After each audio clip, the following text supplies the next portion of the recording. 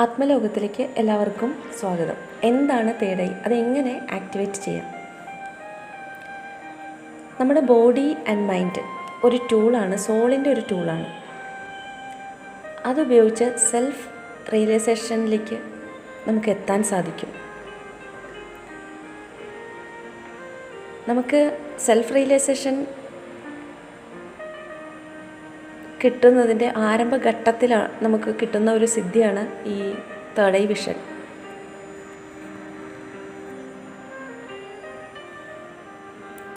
അപ്പോൾ ഇത് നമുക്ക് ഈ തേർഡ് ഐ എന്ന് വെച്ച് കഴിഞ്ഞാൽ നമുക്കിപ്പോൾ സ്ഥൂല വസ്തുക്കളെ കാണാൻ ഒരു വിഷൻ ഉണ്ട്, കണ്ണ്, അത് മൈൻഡ് അത് റിയലൈസേഷൻ ചെയ്യുന്നു. അതേപോലെ തന്നെ മൈൻഡിൻ്റെ ഉള്ളിൽ ഒരു അവെയർനെസ് ഉണ്ട്, വിഷൻ ഉണ്ട്. അതായത് ഡേറ്റകൾ, നമ്പറുകൾ, അങ്ങനത്തെ കാര്യങ്ങളൊക്കെ അനലൈസ് ചെയ്ത് അത് റീകോൾ ചെയ്യാനും പറ്റും, അത് ഓർത്തെടുക്കാനും പറ്റും, വിഷൻ പോലെ ഓർത്തെടുക്കാനും പറ്റും. അതേപോലെ തന്നെ സബ് കോൺഷ്യസ് മൈൻഡിനൊരു വിഷൻ ഉണ്ട്, അതായത് ഇമേജസ്. ഇപ്പോൾ നമ്മൾ ഇന്നലെ പോയ സ്ഥലങ്ങൾ, കാര്യങ്ങൾ, ഇന്നലെ നമ്മൾ ചായ കുടിച്ചോ, അങ്ങനത്തെ കാര്യങ്ങളൊക്കെ ഒരു വിഷൻ പോലെ നമുക്ക് റീകോൾ ചെയ്ത് ഒരു ഫിലിം പോലെ, ഒരു സങ്കല്പം പോലെ നമുക്ക് വീഡിയോ പോലെ മൈൻഡിൻ്റെ ഉള്ളിൽ കാണാൻ പറ്റും. ഇത് കൂടാതെ മറ്റൊരു വിഷൻ ഉള്ളതാണ്, അത് സോൾ വിഷനാണ്. സോളിൻ്റെ വിഷനാണ് തേർഡ് ഐ.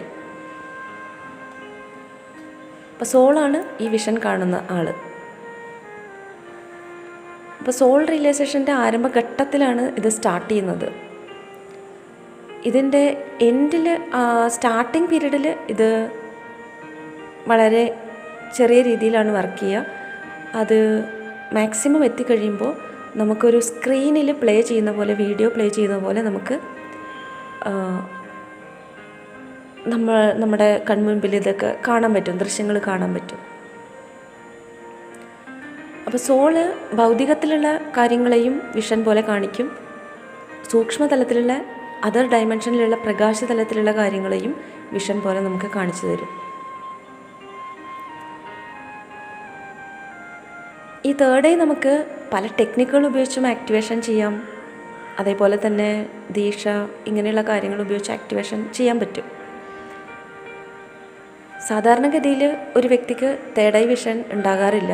ആത്മീയ അന്വേഷണമോ അല്ലെങ്കിൽ അതുമായി ബന്ധപ്പെട്ട എന്തെങ്കിലും കാര്യങ്ങൾ സംഭവിക്കുമ്പോഴോ മാത്രമാണ് തേർഡ് ഐ വിഷൻ ഉണ്ടാകുക. അപ്പോൾ ഈ തേർഡ് ഐ വിഷനിലേക്ക് നമ്മൾ എത്തിപ്പെടുമ്പോൾ അതിന് മുമ്പ് നമ്മൾ നമ്മുടെ ക്വാളിറ്റി ചെക്ക് ചെയ്യേണ്ടതുണ്ട്, നമ്മുടെ ക്വാളിറ്റി നമ്മൾ വർദ്ധിപ്പിക്കേണ്ടതുണ്ട്. ഇപ്പോൾ ടെക്നിക്കുകൾ ഉപയോഗിച്ചെത്തിയാലും നമ്മൾ സാധാരണ ആത്മീയ അന്വേഷണത്തിലൂടെ എത്തിയാലും ഈ ഓപ്പണാകുന്ന തേർഡ് ഐക്ക് ഒരു ക്വാളിറ്റി ഉണ്ട്. അത് നമ്മളിൽ ഉള്ള ക്വാളിറ്റിക്ക് അനുസരിച്ചിട്ടാണത്.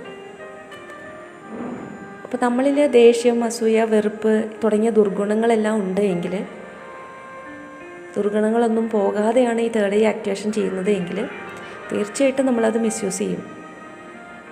പല ജന്മങ്ങളിലും ഈ തേർഡ് ഐ മിസ്യൂസ് ചെയ്ത ആൾക്കാർക്ക് മെഡിറ്റേഷൻ, ധ്യാനമൊക്കെ ചെയ്യുമ്പോൾ അവർക്ക് പല രൂപങ്ങളും വന്ന് പേടിപ്പെടുത്തുന്ന പോലെ ഉള്ള ദൃശ്യങ്ങളൊക്കെ കാണാൻ തുടങ്ങും. അതേപോലെ തന്നെ അബ്നോർമലായി പെരുമാറാൻ തുടങ്ങും, ഭൗതികത്തിൽ ശരിയായി പ്രവർത്തിക്കാൻ പറ്റാതെ വരും. അങ്ങനെയുള്ള ആൾക്കാരൊക്കെ ഉണ്ട്. മെഡിറ്റേഷൻ ചെയ്യുമ്പോൾ അങ്ങനെ സംഭവിക്കുന്നുണ്ട് പലർക്കും. അവർ പല ജന്മങ്ങളിലും ഈ തേർഡ് ഐ മിസ്യൂസ് ചെയ്തിട്ടുള്ള ആൾക്കാരാണ്. അപ്പോൾ അങ്ങനെയുള്ളവർ ആദ്യം ചെയ്യേണ്ടത് അവനവൻ്റെ ക്വാളിറ്റി ചെക്ക് ചെയ്യേണ്ടതുണ്ട്. ഇപ്പോൾ നമ്മുടെ ക്വാളിറ്റി എങ്ങനെ നമുക്ക് ഇമ്പ്രൂവ് ചെയ്യാമെന്ന് വെച്ച് കഴിഞ്ഞാൽ, നമുക്കൊരു ദേഷ്യം വരുന്നുണ്ട് എങ്കിൽ അടുത്തൊരു വ്യക്തി വരുമ്പോൾ നമുക്ക് ദേഷ്യം വരുന്നു. പക്ഷേ യഥാർത്ഥത്തിൽ ആ വ്യക്തി കാരണമല്ല നമുക്ക് ദേഷ്യം വരുന്നത്, നമ്മളിൽ ആ ദേഷ്യം ഉള്ളത് കൊണ്ട് ആ വ്യക്തി വരുമ്പോൾ അത് ട്രിഗർ ആവുന്നു എന്നുള്ളതാണ്. അപ്പോൾ നമ്മുടെ ഉള്ളിൽ തന്നെയാണ് ആ ദേഷ്യം ഉള്ളത്. അതേപോലെ നമ്മുടെ ഉള്ളിൽ ഒരുപാട് ചൈൽഡ്ഹുഡ് ട്രോമകൾ ഉണ്ടാവും. നമ്മൾ വളർന്നു കഴിയുമ്പോൾ ഇതിനെയെല്ലാം നമുക്ക് മറച്ചു വെച്ച് പെരുമാറി നടക്കാൻ സാധിക്കും. എന്ന് വെച്ചിട്ട് അത് നമ്മുടെ മെമ്മറിയിൽ നിന്ന് പോയിട്ടില്ല. അങ്ങനെ കുറേ ട്രോമകൾ ഉണ്ടാവും നമ്മുടെ ഉള്ളിൽ, ഫീലിംഗ് ബ്ലോക്കുകളായിട്ട് ഇതിങ്ങനെ കിടക്കുന്നുണ്ടാവും. അപ്പോൾ ഇതൊക്കെ ഓരോ വ്യക്തികളും നമ്മളോട് സംസാരിക്കുമ്പോൾ ഈ ഫീലിംഗ് ബ്ലോക്കുകൾ ഇങ്ങനെ മുകളിലേക്ക് ട്രിഗർ ആവാൻ തുടങ്ങും. അപ്പോൾ ഇത് ട്രിഗർ ആവുമ്പോൾ വീണ്ടും വീണ്ടും ഇത് സംഭവിച്ചുകൊണ്ടേയിരിക്കും. പല വ്യക്തികളിലൂടെ ഇത് സംഭവിച്ചുകൊണ്ടേയിരിക്കും. നമ്മുടെ ഉള്ളിൽ ഇത് പുറത്തേക്ക് പോകാൻ ശ്രമിക്കുന്നതാണ്. പക്ഷെ നമ്മളറിയുന്നില്ല ആ വ്യക്തിയാണ് ഇതിന് കാരണം എന്ന് വിചാരിച്ച് നമ്മളിരിക്കും. പക്ഷേ ഇത് കിടക്കുന്നത് നമ്മുടെ ഉള്ളിൽ തന്നെയാണ്. അപ്പോൾ അതിന് നമ്മൾ അത് അവയർനെസ്സോടുകൂടി മനസ്സിലാക്കി കഴിഞ്ഞാൽ അത് അവിടെ അവസാനിക്കുന്നതാണ്. അവയർനെസ്സോടുകൂടി മനസ്സിലാക്കുക, ഇത് നമ്മുടെ ഉള്ളിൽ കിടക്കുന്ന ഫീലിംഗാണ്, അത് പുറത്തേക്ക് പോകാനാണ് ആ വ്യക്തി വന്ന് ട്രിഗർ ചെയ്യുന്നത്. അപ്പോൾ അത് പൂർണ്ണമായിട്ടും ആ വ്യക്തിയോട് പ്രതികരിക്കാതെ അതിനെ അനുഭവിക്കുകയാണെങ്കിൽ അത് ആ നിമിഷത്തിൽ പൊക്കോളും. അവയർനെസ്സോടുകൂടി മനസ്സിലാക്കിയാൽ അനുഭവിക്കുകയാണെങ്കിൽ അതങ്ങനെ തന്നെ തീർന്നു പൊക്കോളും, നമ്മളിൽ നിന്ന് പുറത്തേക്ക് പൊക്കോളും. അങ്ങനെ എത്ര കാര്യങ്ങൾ നമ്മുടെ ഉള്ളിൽ കിടക്കുന്നുണ്ട് എന്ന് ഓരോ വ്യക്തി നമ്മൾ ട്രിഗർ ചെയ്യുമ്പോൾ തന്നെ നമുക്ക് മനസ്സിലാകും.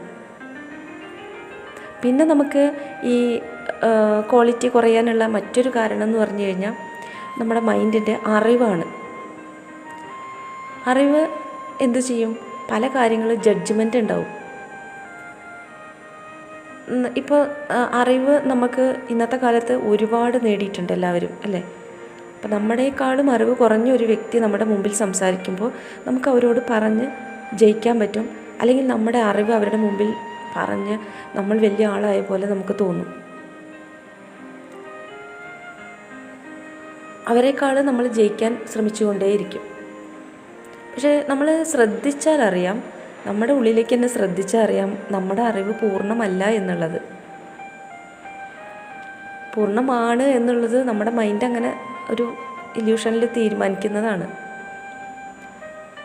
നമ്മൾ ശ്രദ്ധിച്ചാൽ അറിയാം, നമ്മളെക്കാളും അറിവുള്ള ഒരു വ്യക്തിയുമായിട്ട് നമ്മളെ കമ്പയർ ചെയ്ത് ശ്രദ്ധിച്ചാൽ അറിയാം നമ്മുടെ അറിവ് പൂർണ്ണമല്ല എന്നുള്ളത്. വേണമെങ്കിൽ നമ്മളെക്കാളും അറിവ് കുറഞ്ഞ ആൾക്കാരുടെ മുമ്പിൽ നമ്മുടെ അറിവ് വിളമ്പി നമുക്ക് തർക്കിച്ച് ജയിക്കാൻ സാധിക്കും. അപ്പോൾ അറിവെന്ന് പറയുന്നത് പലപ്പോഴും നമുക്കൊരു ഈ ജഡ്ജ്മെൻറ്റ് നടത്തി അനലൈസ് നടത്തി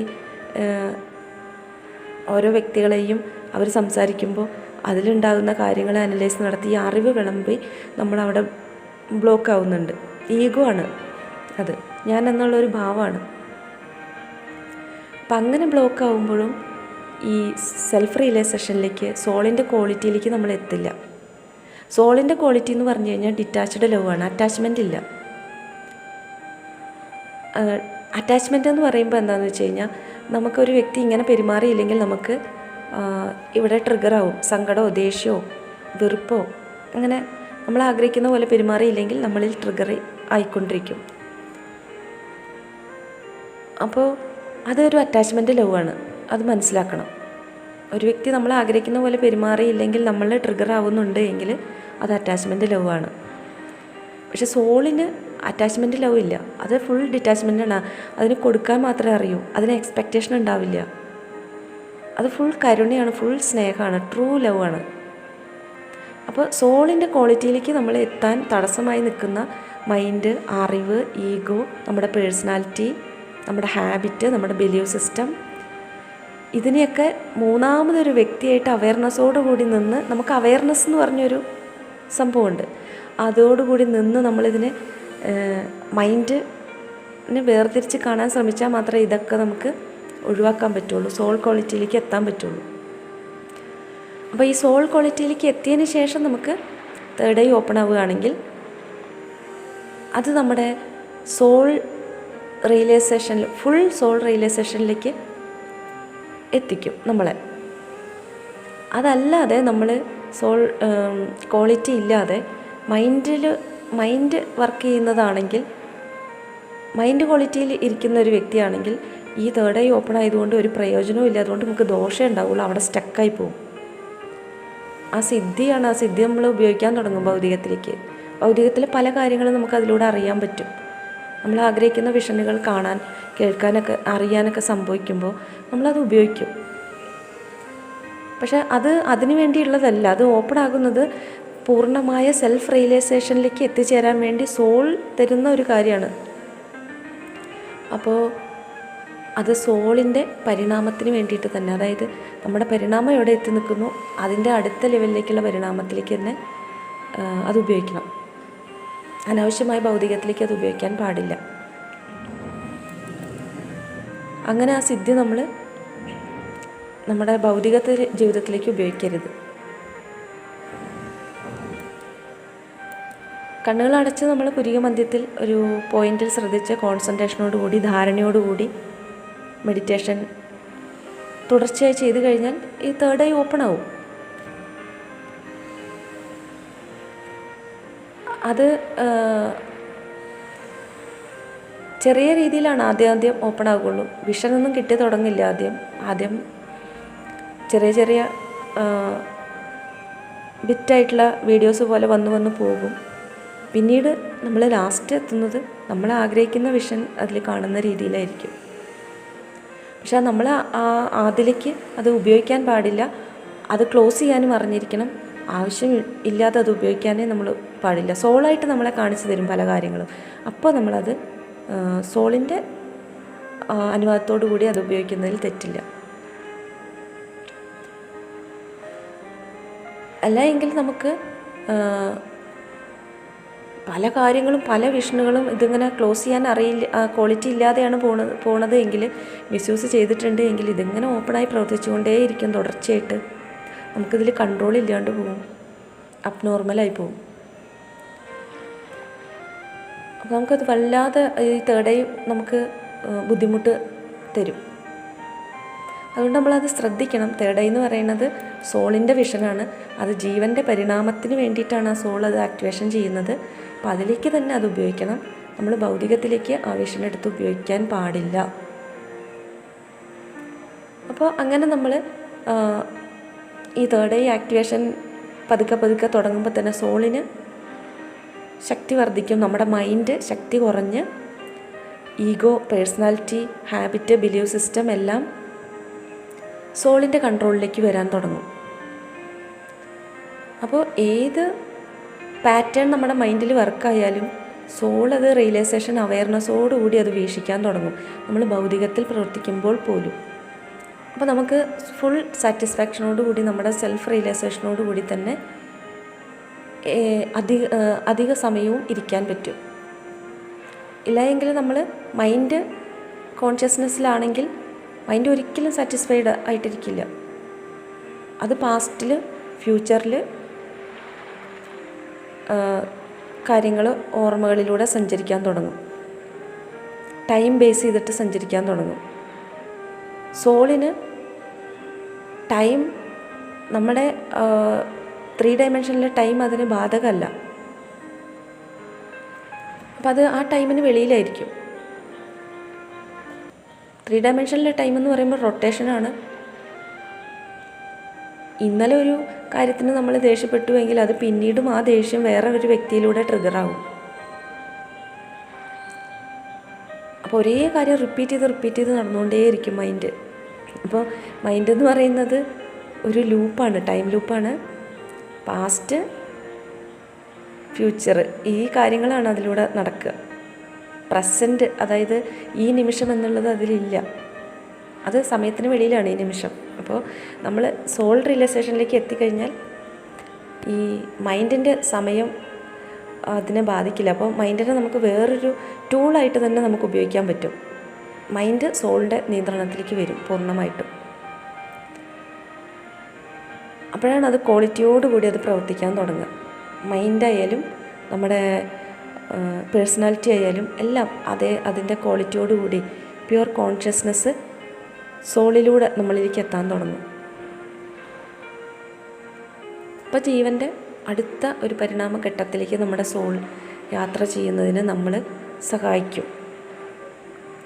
മൈൻഡും ബോഡിയും എല്ലാം അതിനു വേണ്ടി പ്രവർത്തിക്കാൻ തുടങ്ങും.